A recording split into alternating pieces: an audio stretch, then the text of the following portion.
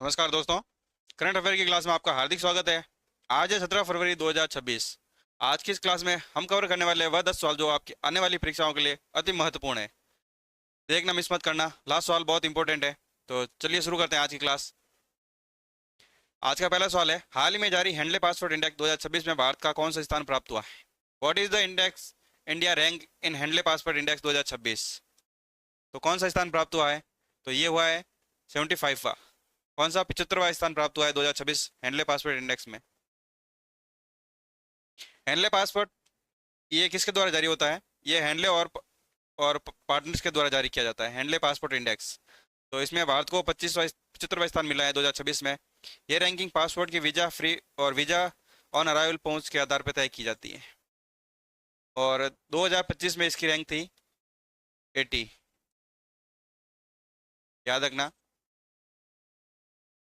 PM राहत scheme के तहत सड़क दुर्घटना पीड़ित को कितनी राशि तक के कैशलेस उपचार के दिया जाएगा? तो ये दिया जाएगा 1.5 लाख तक। कितना? 1.5 लाख तक कैशलेस उपचार के लिए पीएम राहत स्कीम के तहत दिया जाएगा। पीएम राहत योजना के अंतर्गत सड़क दुर्घटना में पीड़ित व्यक्ति को 1.5 लाख तक कैशलेस इलाज के लिए उपलब्ध कराए जाएंगे, जिससे तुरंत चिकित्सा सहायता सुनिश्चित हो सके। तो कौन सी योजना है ये? पीएम राहत योजना। नई दिल्ली में आयोजित एशियाई राइफल पिस्टल चैंपियनशिप की 25 मीटर सेंटर फायर पिस्टल स्पर्धा में स्वर्ण पदक किसने जीता है? कौन सा था? 25 मीटर सेंटर फाइव। तो ये जीता है अनुप्रीत सिंह के द्वारा। किसके द्वारा? अनुप्रीत सिंह के द्वारा स्वर्ण पदक जीता गया था। अनुप्रीत सिंह ने नई दिल्ली में आयोजित एशियाई राइफल पिस्टल चैंपियनशिप की 25 मीटर सेंटर फायर पिस्टल में स्पर्धा में स्वर्ण पदक जीता है। इसका आयोजन कहाँ किया था? नई दिल्ली में। अगला सवाल है, प्लास महोत्सव 2026 का उद्घाटन कहाँ किया गया?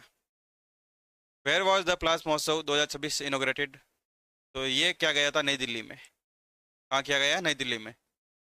प्लास महोत्सव 2026 का आयोजन नई दिल्ली में किया गया। इसका उद्देश्य है कि पुष्प संस्कृति को बढ़ावा देना। इसका मुख्य उद्देश्य क्या है? पुष्प संस्कृति को बढ़ावा देना प्लास महोत्सव 2026 का उद्देश्य है, जो नई दिल्ली में आयोजित किया गया था। कलंगनर मंगलियर उरिमई सितम योजना किस राज्य सरकार से संबंधित है? कौन सी योजना है? क्लैंगनर मलियर उरिमई सितम। तो ये योजना किससे संबंधित है? किस राज्य से संबंधित है? तो ये है तमिलनाडु से संबंधित। कौन सी है? तमिलनाडु की ये राज्य सरकार की एक योजना है।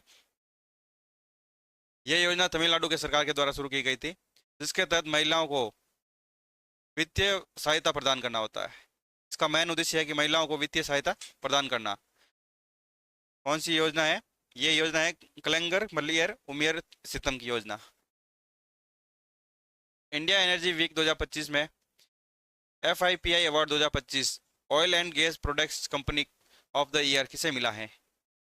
तो ये अवार्ड किसे मिला है? ये मिला है ऑयल इंडिया लिमिटेड को। किसे मिला है?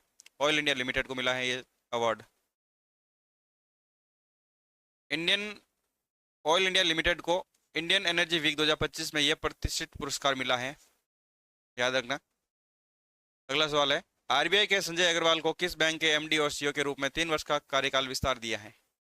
तो ये दिया है, किस बैंक के लिए दिया गया है? तो ये दिया गया है AU स्मॉल फाइनेंस बैंक के अजय अग्रवाल। आप ये देख सकते हो, ये है अजय अग्रवाल को 3 साल का विस्तार और बढ़ा दिया गया है AU स्मॉल फाइनेंस बैंक के MD और CEO के रूप में। स्मॉल फाइनेंस बैंक्स MD और CEO के रूप में अजय अग्रवाल का आरबीआई ने कार्यकाल 3 वर्ष तक बढ़ा दिया है। IOC में ईरान की पहली महिला सदस्य कौन बनी है? तो ये बनी है सोराया अगई। कौन बनी है? यह फोटो में देख सकते हो, यह है सोराया अगई, जो हाल ही में IOC इंडियन ओलंपिक काउंसिल की महिला सदस्य बनी है। ये IOC की पहली महिला सदस्य बनी है। सोराया अगई ईरान की एक बैडमिंटन खिलाड़ी है। कौन है? ईरान की एक बैडमिंटन खिलाड़ी है। इन्होंने इंटरनेशनल ओलंपिक कमेटी में ईरान की पहली महिला सदस्य के रूप में चुना गया है। ये कहाँ की रहने वाला है? ईरान की है, बैडमिंटन खिलाड़ी है। इसको हाल ही में इंटरनेशनल ओलंपिक कमेटी का सदस्य नियुक्त किया गया है। कुमार भास्कर वर्मा सेतु किस नदी पर बना है? तो ये बना है ब्रह्मपुत्र नदी पर।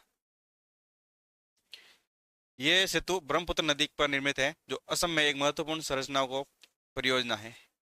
कहाँ पे है ये? असम राज्य में स्थित है, ब्रह्मपुत्र नदी पर। इस पुल का नाम प्राचीन कामरूप के राजा बक्सर वर्मा भास्कर वर्मा के सम्मान में रखा गया है। कौन है भास्कर वर्मा? एक प्राचीन कामरूप के राजा रहे हैं, उसके नाम पर यह सेतु का नाम रखा गया था, कुमार भास्कर वर्मा सेतु, जो ब्रह्मपुत्र नदी पर स्थित है, असम में। आज का लास्ट सवाल है, तमसा नदी किस राज्य की नदी सहायक नदी है? Tamsa river is tributary of which river? तो ये है गंगा नदी। किसकी नदी की है? गंगा नदी की सहायक नदी है तमसा नदी, जो मध्य प्रदेश और उत्तर प्रदेश में होकर बहती है। इन दो राज्यों से होकर बहती है तमसा नदी, जो गंगा नदी की एक सहायक नदी है। तो ये थे आज के मुख्य करंट अफेयर्स। अगर वीडियो पसंद आई हो तो लाइक शेयर सब्सक्राइब कर लेना और बेल आइकन को ऑन कर लें, जिससे कि हमारी आने वाली क्लास का नोटिफिकेशन आप तक पहुंच सके। मिलते हैं अगली क्लास में ठीक 7 बजे। तब तक के लिए जय हिंद, जय भारत।